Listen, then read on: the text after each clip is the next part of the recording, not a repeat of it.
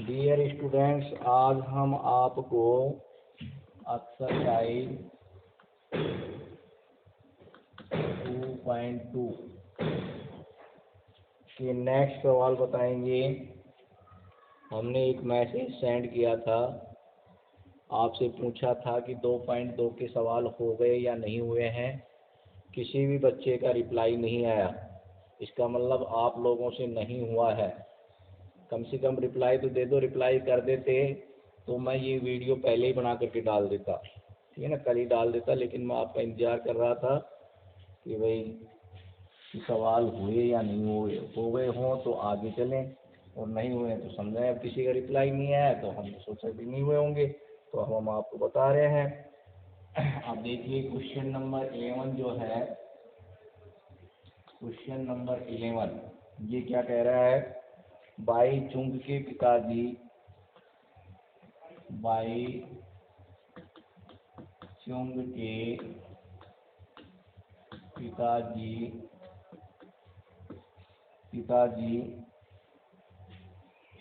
उसके दादाजी से 26 वर्ष छोटे हैं। उसके दादाजी से 26 वर्ष छोटे हैं। 26 वर्ष छोटे हैं और उससे 29 वर्ष बड़े हैं। और उससे 29 वर्ष बड़े हैं। 29 वर्ष बड़े हैं। यदि उन तीनों की आयु का योग, यदि उन तीनों की आयु का योग 135 वर्ष है तो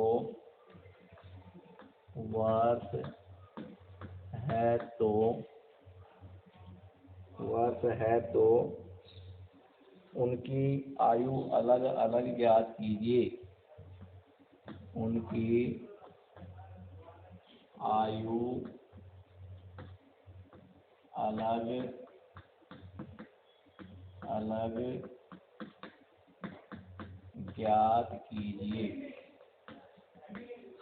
ठीक है, तो अब देखो सॉल्यूशन।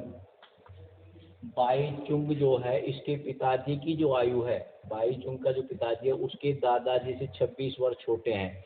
यानी पिताजी हैं वो दादाजी से 26 वर्ष छोटे हैं। तो पिताजी से दादाजी कितने हुए? 26 वर्ष बड़े हो गए। ठीक है, इसी प्रकार और उससे, यानी पिताजी जो है ये इससे बाई चुंग से तो 29 वर्ष बड़े हैं, और इनसे इनके दादाजी हैं, पिताजी से इनके दादाजी 26 वर्ष बड़े हैं। तो अपन बाई चुंग की जो है सबसे कम कौन है?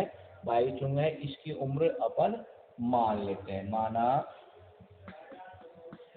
बाई चुंग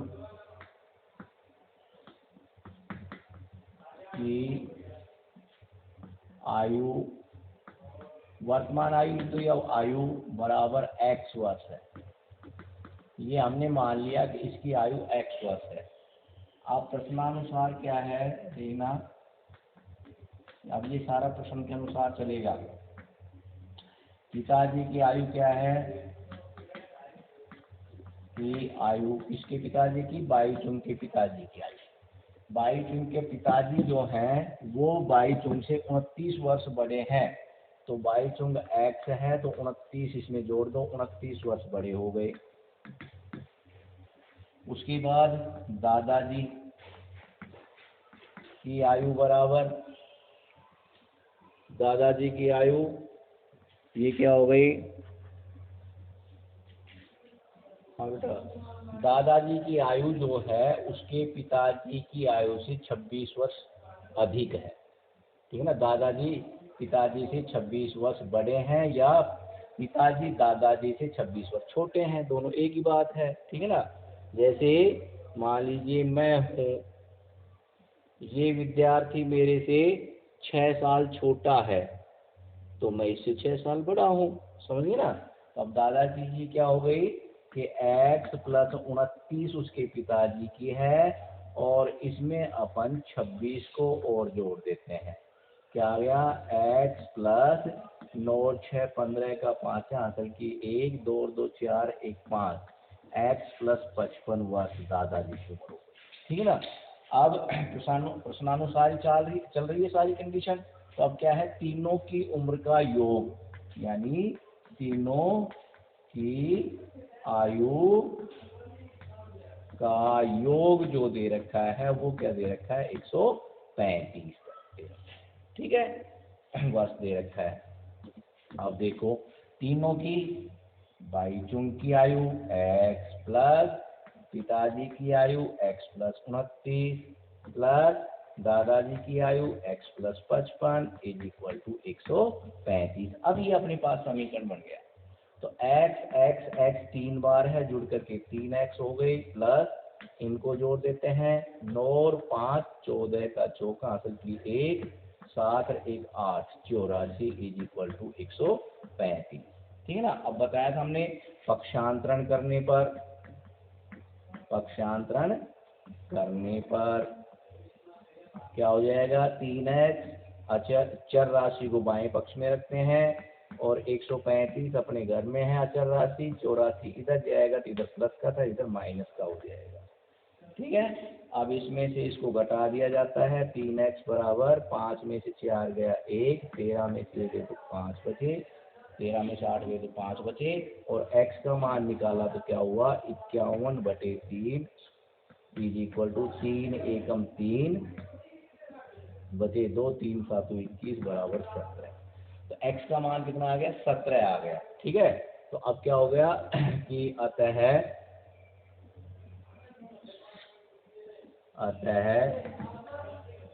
बाई चुंग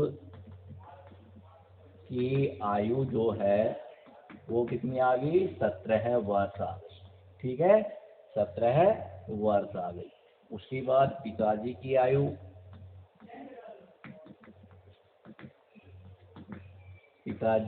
कितनी आ गई, 17 में 29 जुड़ेंगे, 17 प्लस 29 इज इक्वल टू 46 वर्ष। ठीक है। दादाजी की आयु,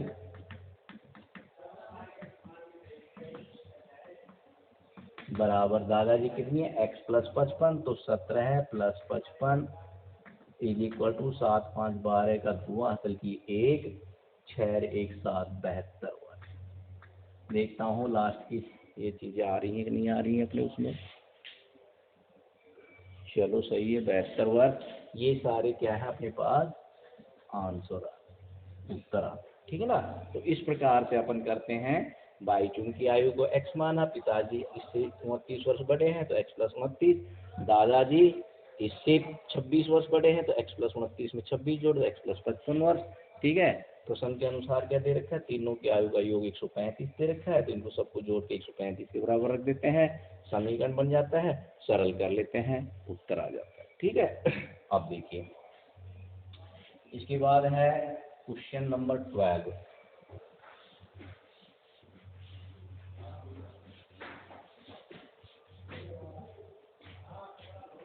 क्वेश्चन नंबर 12। ठीक है। क्वेश्चन नंबर 12 जो है ये क्या है कि 15 वर्ष बाद रवि की आयु उसकी वर्तमान आयु से 4 गुनी हो जाएगी। 15 वर्ष बाद रवि की आयु उसकी वर्तमान आयु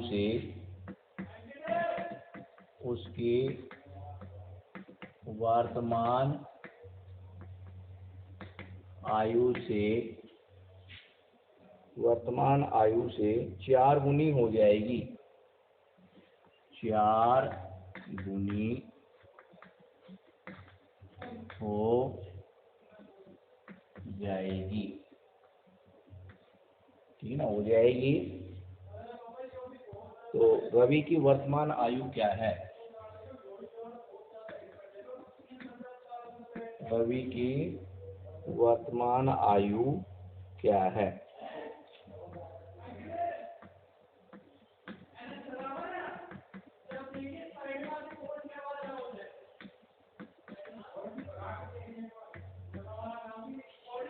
ठीक है, अब देखो 15 वर्ष बाद रवि की आयु जो है उसकी वर्तमान आयु से 4 गुनी हो जाएगी। तो रवि की वर्तमान आयु मान लेते हैं, माना रवि की वर्तमान आयु x वर्ष है। ठीक है, देखिए 15 वर्ष बाद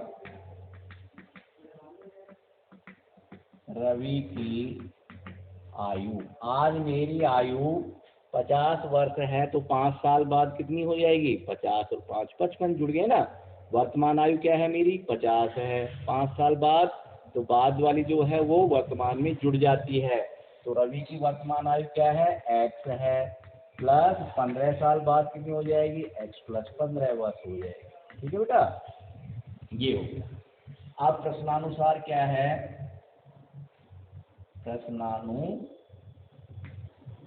प्रश्न के अनुसार, अकॉर्डिंग टू क्वेश्चन, क्या हो जाएगा कि क्या कह रहा है? उसकी वर्तमान आयु से 4 गुना।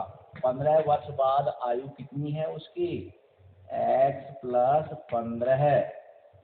उसकी वर्तमान आयु से, वर्तमान आयु कितनी है? x से 4 गुना हो जाएगी। तो जिसको 4 से गुना कर दोगे तो दोनों पक्ष क्या हो जाएंगे? बराबर हो जाएंगे। ठीक है ना, तो x प्लस 15 बराबर 4x। ठीक है, तो अब क्या होगा? पक्षांतरण कर देंगे। पक्षांतरण करने पर करते हैं तो x अपने घर में प्लस का है, ये 4x इधर आएगा तो माइनस का 4x हो जाएगा, बराबर इधर कुछ भी नहीं है, 15 इधर जाएगी तो माइनस के हो जाएंगे। माइनस के 4 प्लस का 1 माइनस के 3x हो गए, इधर माइनस 15 हो गए, दोनों तरफ माइनस है, कैंसिल हो गया माइनस। x का मान निकाला तो 15 में 3 का भाग दो, 3 पंजू 15। ठीक है, तो इतने वर्ष आ गए। तो अब उसकी वर्तमान आयु क्या होगी? x वर्ष। अतः रवि की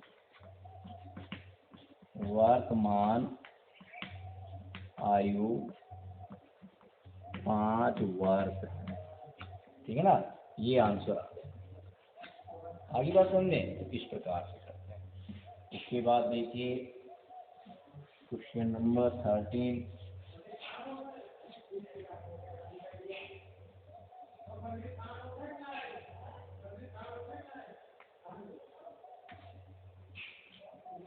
एक परिमेय संख्या को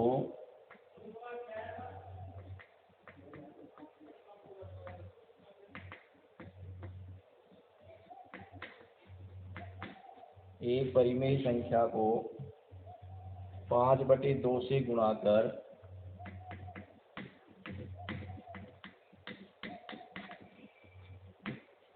5/2 से गुणा कर 2/3 जोड़ने पर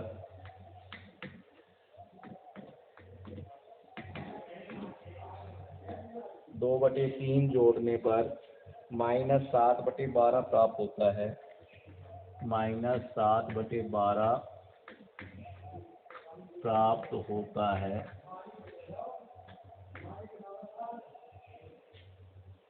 वह संख्या क्या है? होता है, वह संख्या क्या है?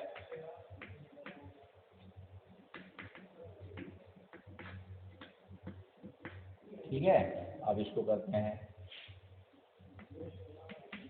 देखिए, एक परिमेय संख्या, वह संख्या क्या है? माना परिमेय जो संख्या है x है, ये अपन ने मान लिया। ठीक है ना, अब प्रश्न के अनुसार देखिए, संख्या को, परिमेय संख्या को 5/2 से गुणा करने पर, परिमेय संख्या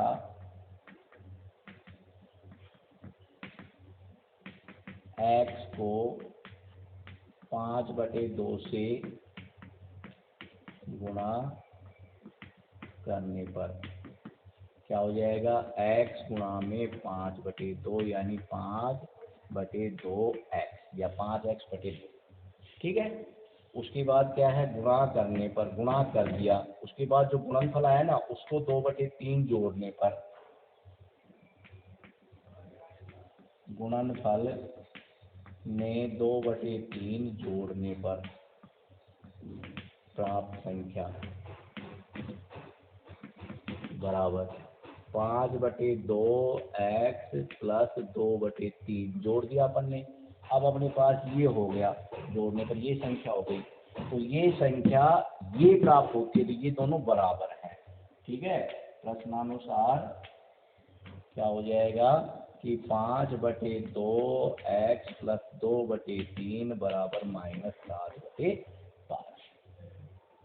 अब सरल करते हैं, पक्षांतरण करते हैं, पक्षांतरण से तो 5/2x बाएं पक्ष में रह जाएंगे, -7/12 अपने घर में है, ये इधर जाएगा -2/3 हो जाएगा। ठीक है। अब इसका लघुत्तम लेते हैं अपन, कितना आ जाएगा 12 और 3 का लघुत्तम 12 आता है, क्योंकि 12 में 3 का भाग चला जाता है। तो अब -7 इसका अंश है, गुणा में इस 12 में, लघुत्तम वाले 12 में सर का भाग दिया तो एक बार गया, 1 से गुणा कर दिया, माइनस का चिन्ह माइनस का, 2 गुणा में 3 का भाग गया, 3 चौक 12, 4 से मल्टीप्लाई कर दिया। 5/2x बराबर -7 -8/12, माइनस माइनस के जुड़ करके -15/12। ठीक है। अब x का मान निकालते हैं, तो -5/15/12 तो अपने पक्ष में है। अब ये जा करके इधर भाग लगेगा, तो भाग लगता है, गुणा के चिन्ह बदलते हैं, तो क्या हो जाएगा, 2 ऊपर चला जाएगा और 5 नीचे आ जाएगा। जब किसी परिमेय संख्या या भिन्न संख्या से दूसरे पक्ष में भाग करते हैं तो उसका अंश हर बन जाता है, हर अंश बन जाता है। 2 एकम 2, 2 छः की 12, 5 एकम 5 और 5 तिया 15, 3 एकम 3 और 3 दूनी 6 बराबर -1/2। ठीक है। अतः वह परिमेय संख्या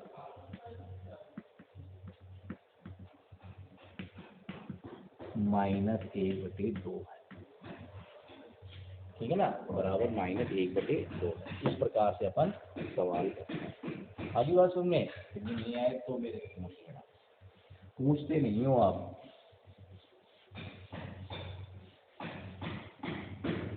उसके बाद है अपने पास क्वेश्चन नंबर 16। ठीक है। लक्ष्मी एक बैंक में खजांची है, उसके पास नकदी के रूप में 100 रुपये, 50 रुपये व 10 रुपये वाले नोट हैं। लक्ष्मी एक बैंक में खजांची है, उसके पास नकदी के रूप में, उसके पास नकदी के रूप में, नकदी के रूप में 100 रुपये, 50 रुपये व 10 रुपये, 100 रुपये, 50 रुपये व 10 रुपये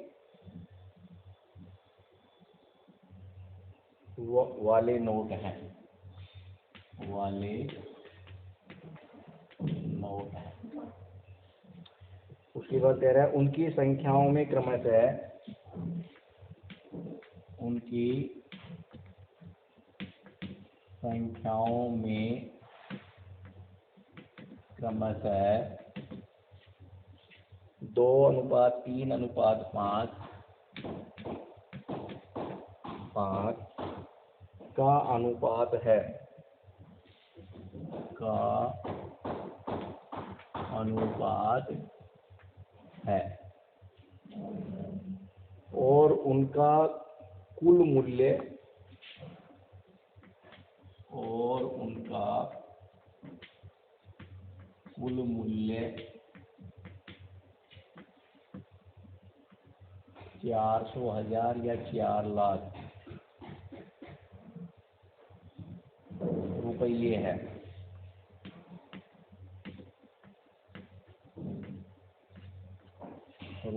है।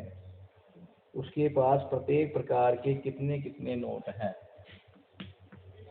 उसके पास प्रत्येक प्रकार के कितने कितने नोट हैं। ठीक है ना। अब इसको सरल करते हैं। देखिए, लक्ष्मी एक बैंक में खजांची है। खजांची आप जानते हो कैशियर जो होता है वो है। उसके पास नकदी के रूप में 100 रुपये, 50 रुपये व 10 रुपये वाले नोट है। तो 100 रुपये इनका जो संख्या है उनका क्रमशः 2:3:5 है। हमने बताया था जब इस तरह का अनुपात आता है तो प्रत्येक को x लगा करके उनकी संख्या नोट कर देते हैं। ठीक है ना। तो अब देखिए, माना लक्ष्मी के पास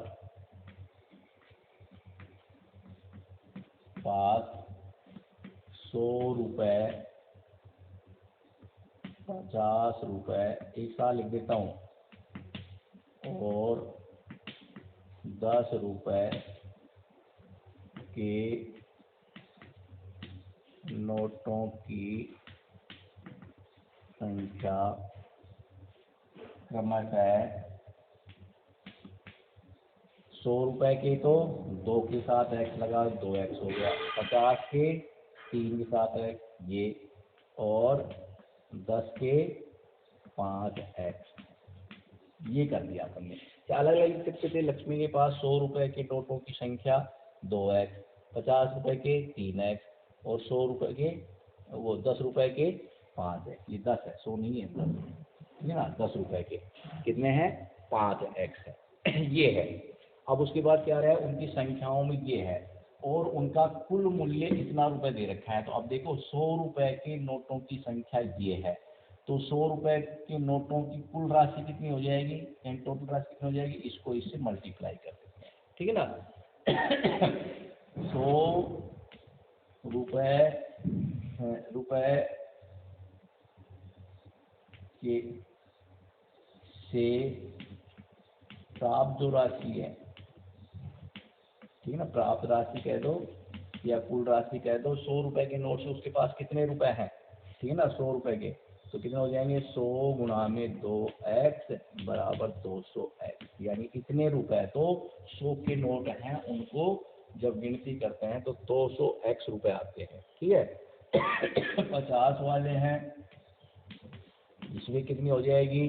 50 वालों की संख्या 3 है, तो 50 गुणा में 3x बराबर 5 या 15, 150 x। 10 रुपए वाले कितने हैं?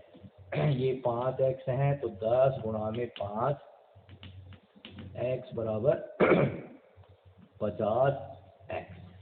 इतने रुपए हैं टोटल। ठीक है ना। इतनी राशि ये आ गई, इतने रुपए ये हो गए, इतने रुपए ये हो गए, इतने रुपए ये हो गए।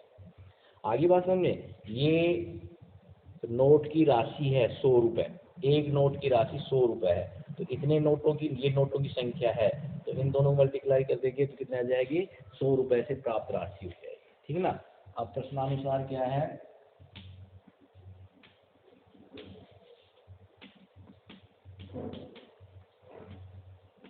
प्रश्नानुसार क्या हो जाएगा? इन सब का योग इसके बराबर है। ठीक है ना। क्या है कि उनका कुल मूल्य जो है वो कितना दे रखा है? कुल मूल्य बराबर दे रखा है, या कुल राशि बराबर 4 लाख रुपए। ठीक है, ये आ गया। ठीक है। तो अब इनको सबको जोड़ दो। 200x plus 150x plus 50x is equal to 4 lakh. ठीक है। 200, 350, 400, 400x बराबर 4 लाख। x बराबर ये आ गया, और बटे में 4। ठीक है। तो ये 2 सिफर से 2 सिफर, 4 एकम 4 और ये 3 जीरो लगी। तो x का मान कितना आ गया? 1000 आ गया। ठीक है ना। अब देखो 100 के नोटों की संख्या 2x है, तो x से 1000 रखते ही कितना हो गया? 2000 रुपये। ठीक है ना। तो अब मैं यहाँ इसको मिटा करके यहाँ लिख देता हूँ, दुश्मन को मिटा देता हूँ। आता है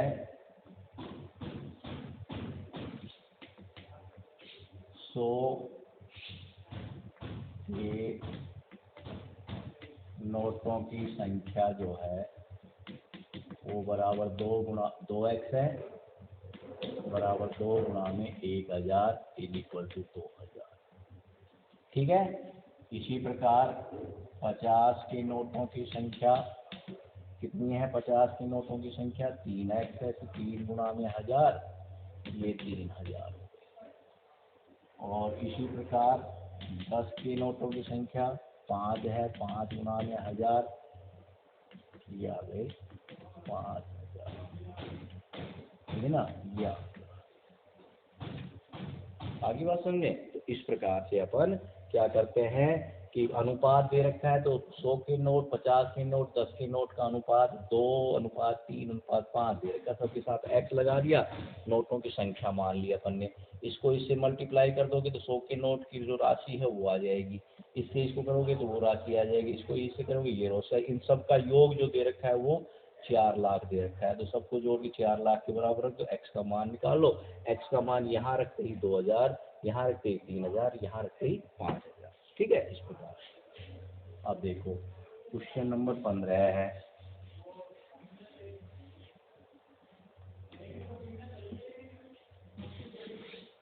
15 है अपने पास। मेरे पास 300 रुपये मूल्य के, मेरे पास 300 रुपये मूल्य के 1 रुपये, 2 रुपये और 5 रुपये वाले, 1 रुपये, 2 रुपये, 2 रुपये और 5 रुपये वाले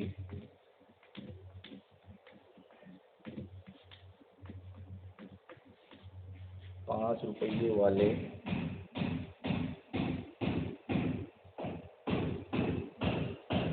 सिक्के हैं।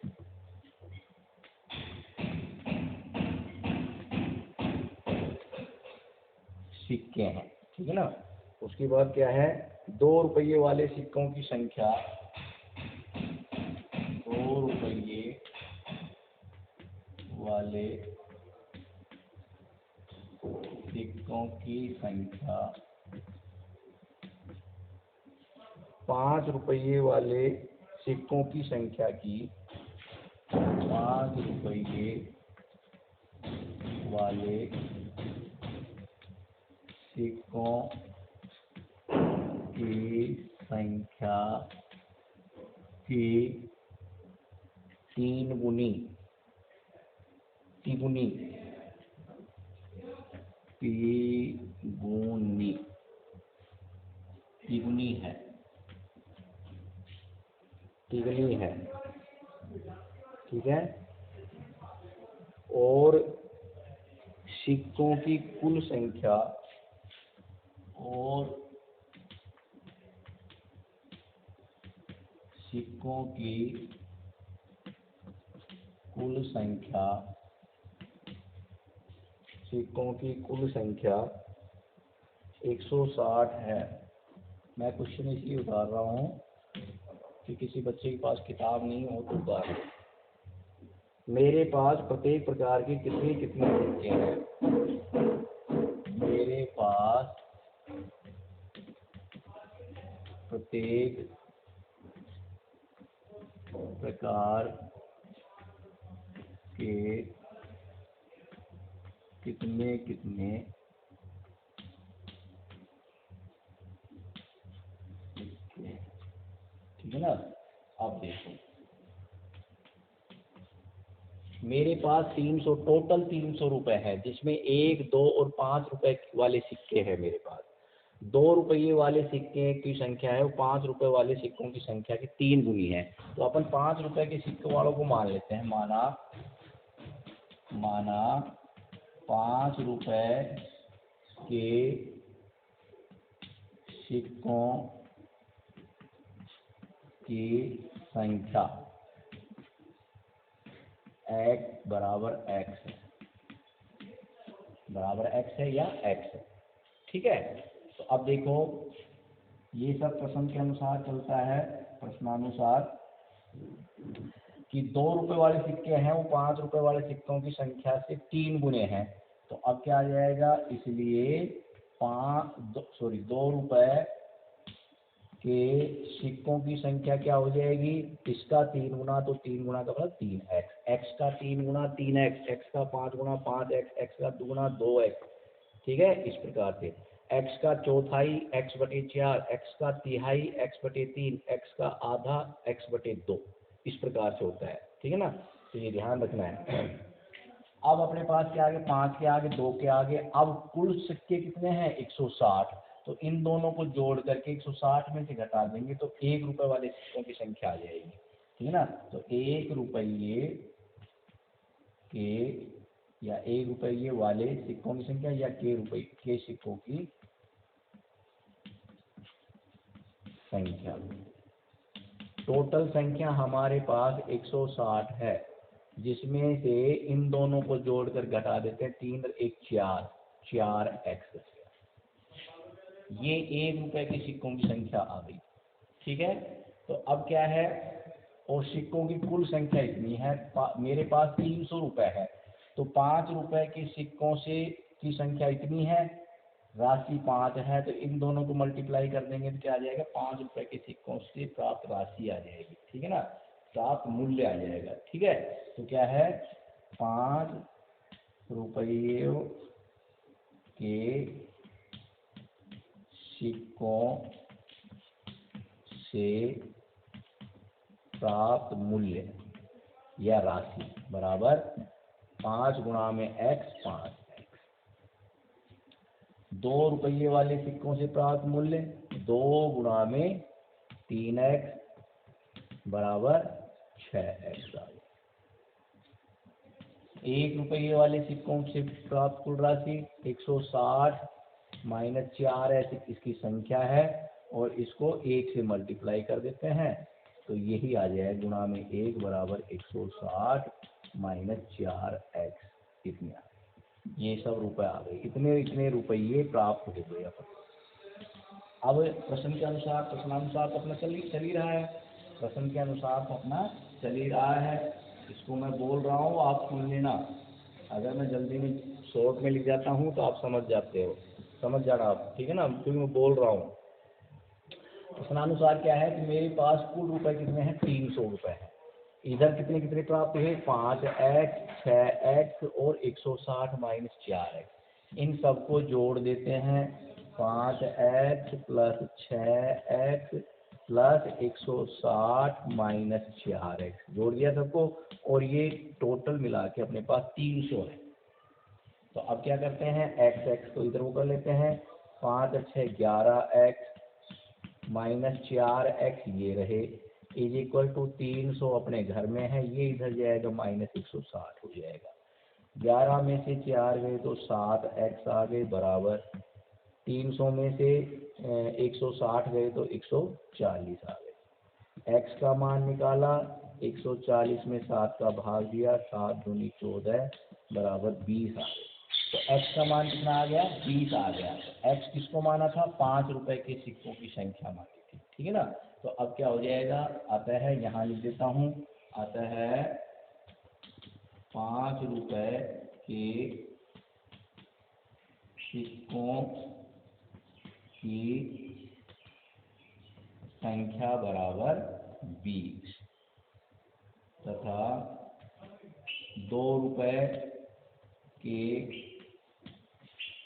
सिक्कों की संख्या बराबर कितनी है, 3x है, तो कितना हो गया, 3 गुणा में 20 बराबर 60। उसके बाद क्या है, ₹1 के सिक्कों की संख्या बराबर 1 रुपए के कितने सिक्के हैं? 160 माइनस 4 है, तो 160 माइनस 4 गुणे 20। 160 में से 20 चौक 80 को घटा देते हैं तो 80 आ जाते हैं, ठीक है ना। ये आंसर आ गया। एक तो क्या आ गया? 20, एक 60 और एक 80। इन सबको जोड़ते हैं तो वापस 160 ही पूर्ण संख्या आ जाती है। ये उत्तर की जांच हो जाती है, ठीक है। हाँ, तो ये हो गया तुम्हारा 15वां सवाल। लास्ट सवाल बचा है 16वां, वो भी बता देता हूँ। जैसे आज इस एक्सरसाइज का समापन हो जाता है, फिर कल नेक्स्ट चलेंगे, ठीक है ना। हाँ, तो ये हो गया तुम्हारा क्वेश्चन नंबर 16। यह एक निबंध प्रतियोगिता में एक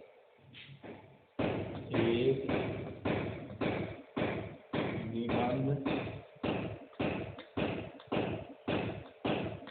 प्रतियोगिता में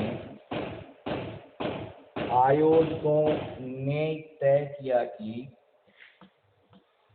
आयोजक कौन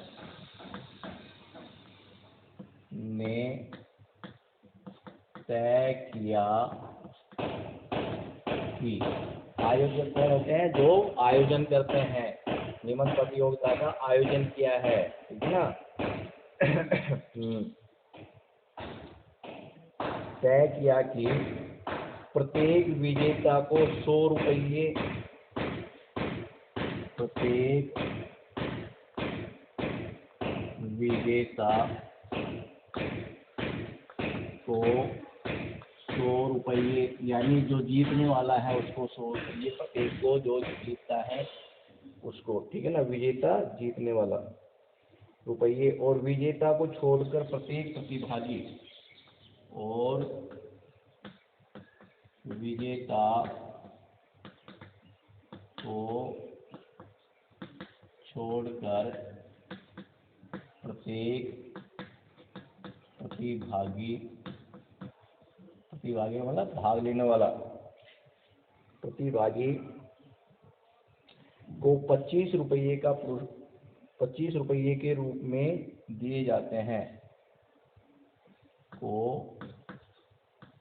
25 रुपये, प्रतिभागी को 25 रुपये पुरस्कार, 25 रुपये पुरस्कार के रूप में दिए जाएंगे, पुरस्कार के रूप में दिए जाएंगे, ठीक है, दिए जाएंगे। यदि पुरस्कारों में बांटी गई राशि, यदि पुरस्कारों में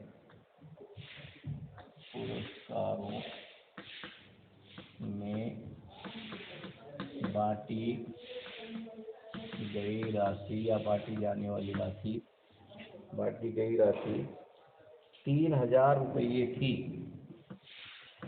3000 रुपये थी, तो कुल 63 प्रतिभागियों में, तो कुल 63 प्रतिभागियों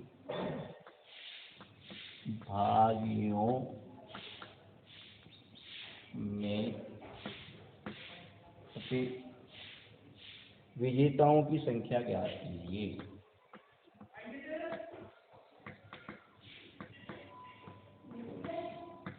विजेताओं की संख्या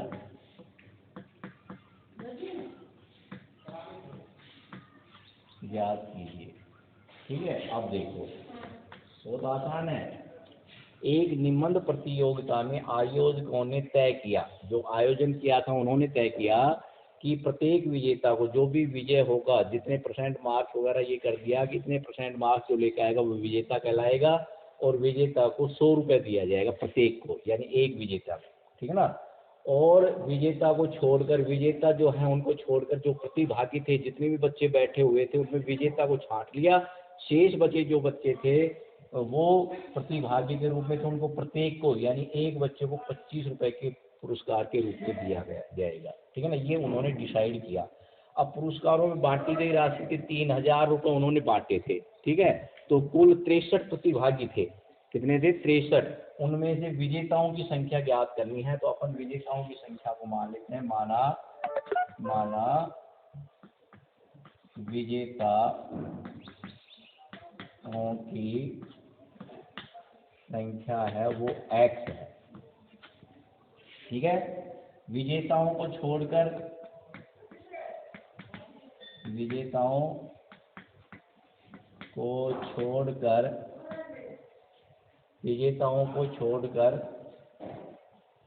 अन्य प्रतिभागी बराबर 63 टोटल थे, उसमें से x को घटा दो। ठीक है ना, तो ये आ गए 63 माइनस x आ गया।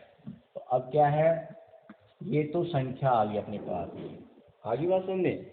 तो अब क्या है कि आयोजन तय किया, प्रत्येक विजेता को 100 रुपये दिए जाते हैं। जो विजेता है उसको 100 रुपये दिए जाते हैं। तो एक विजेता को 100 रुपये दिए जाते हैं, तो x विजेताओं को 100 गुणा में x यानी 100x रुपये दिए जाएंगे। ठीक है ना, तो विजेताओं ये सब प्रश्न के अनुसार चल रहा है, प्रश्नानुसार। ठीक है, विजेताओं को दी जाने वाली राशि कौन सी दी जाएगी? पुरस्कार के रूप में दी जाने वाली राशि। विजेताओं की संख्या x है और राशि क्या है? राशि गुणा में संख्या। तो राशि कितनी है? 100 रुपये है। संख्या कितनी है? x है। तो क्या हो गया? 100x हो गया। इस तरह से करते हैं। इतने रुपए दिए जाएंगे विजेताओं को। ठीक है, विजेताओं को छोड़ करके या लिख देता हूँ अन्य प्रतिभागी, समझ जाओगे। ये मैंने ऊपर दे रखा है, छोड़कर अन्य प्रतिभागी को दी जाने वाली राशि बराबर 63 माइनस x, तो इसकी संख्या है, और राशि कितनी है? सॉरी, हाँ, प्रतिभागी हैं उनकी संख्या ये है। राशि कितनी है? 25 रुपये। कितनी है? 25 रुपये। तो इसको अपन 25 से मल्टीप्लाई कर देते हैं, तो क्या हो जाएगा? 25 थी 75 का 5 हासिल की 7, और 25 6 का 150 और 7 157। कितने हो गए? 157 और माइनस 25x, इतने रुपए हो गए। ठीक है, अब क्या कह रहा है? टोटल कुल राशि कितनी है? 3000 है। तो इन दोनों को जोड़ दो, 100x को और इसको 15,575 माइनस 25 को, सॉरी 25x को, इनको जोड़ते हैं तो 3000 के बराबर आना चाहिए। तो क्या हो जाएगा? 100x प्लस 1575 माइनस 25x बराबर 3000। 100 में से 25 ले दो, 75x is equal to 3000 minus 1575। 75x 75 बराबर 3000 1500 गए तो कितने हो गए? 1500 आ गए। 1500 में से 75 गए तो 1425। x का मान निकाल लेते हैं। x बराबर 1425 बटे 75। ठीक है, काट देते हैं। 5 एकम 5, पचम 25, 5 दूनी 10, बचा 4, 5 8 40, बचे 2, पचम 25। फिर 5 से काटते, 5 तिया 15, 5 पचम 25, बचे 3, 5 7 35, 3 एकम 3, 3 एकम 3, बचे 2, 3 नाम 27, 19। तो x का मान कितना आ गया? दिस इम्प्लाइज दैट x बराबर। ठीक है, तो अब विजेताओं की संख्या पूछी है, विजेताओं की x माना था, तो अब क्या हो जाएगा? अतः विजेताओं की संख्या जो है, संख्या बराबर कितनी हो गई? 19। या, ठीक है ना, इस प्रकार से करते हैं। तो इसमें क्या है, प्रतियोगिता आयोजक जो थे उन्होंने 100 रुपये तो जीतने वाले को देने का किया था और अन्य को क्या था 25 रुपये देने के लिए कहा था। कुल टोटल कितने 63 प्रतिभागी थे। तो विजेता को हमने x मान लिया, तो विजेता को छोड़कर अन्य प्रतिभागी कितने हो गए, 63 में से x को घटा दो। ठीक है, विजेताओं को दी जाने वाली राशि कितनी होगी, x तो उनकी संख्या है, एक विजेता को 100 रुपये दिए जाते हैं, 100 को x से गुणा कर देते हैं, 100x आ जाता है। अन्य प्रतिभागी को दी जाने वाली राशि, ठीक है ना, टोटल राशि कुल राशि जो है विजेताओं को दी जाने वाली कुल राशि हो गई, ये कुल राशि हो गई, ये भी कुल राशि हो जाएगी। तो इसको 25 से गुणा कर दिया, ये आ गया। अब इन दोनों को जोड़ देते हैं तो टोटल 3000 रुपये बचते हैं, 3000 के बराबर आने चाहिए। ये हमने 3000 के बराबर रख दिया, इसको सरल कर लिया, 75 में से 25 गए तो 100 में से 25 गए तो 75 x आ गए। इसका ट्रांसफर इधर किया, माइनस का हो गया, इसमें से ये घटाया 1425 आ गए। x का मान निकाला, 1425 75 का भाग दिया, काट पीट दिया, x का मान 19 आ गया। तो x क्या माना है अपन ने, विजेताओं की संख्या मानी है, इसलिए अतः विजेताओं की संख्या 19 है, ये आंसर आ गया। ठीक है, तो ये आपकी 2.2 है, कंप्लीट हो गई। सारे सवाल मैंने करवा दिए हैं। फिर भी कोई सवाल समझ में नहीं आए तो आप मुझे मैसेज करना, मैं आपको बताऊंगा। ठीक है, और कल अपन 2.3 शुरू करेंगे। जो समीकरण के ऊपर आधारित समीकरण दिए गए हैं, केवल 2.1 करी है, उसी तरह से अपन x का मान निकालेंगे। और फिर उसके बाद यहाँ पर क्या दे रखे है, उत्तर की जांच दे रखी है, LHS और RHS। LHS में जो है उसमें x का मान रख करके मान निकाल लेंगे, RHS में रख करके मान निकाल लेंगे, दोनों पक्ष बराबर आते हैं तो उत्तर सही है, अन्यथा गलत है। बस ये थोड़ा सा प्रोसेस उसमें ज़्यादा है, नहीं तो अकॉर्डिंग टू एक्सरसाइज 2.1 और ये दोनों सेम है। ठीक है ना, उसके अनुसार ही है, जैसी वो है वैसी ये है। धन्यवाद।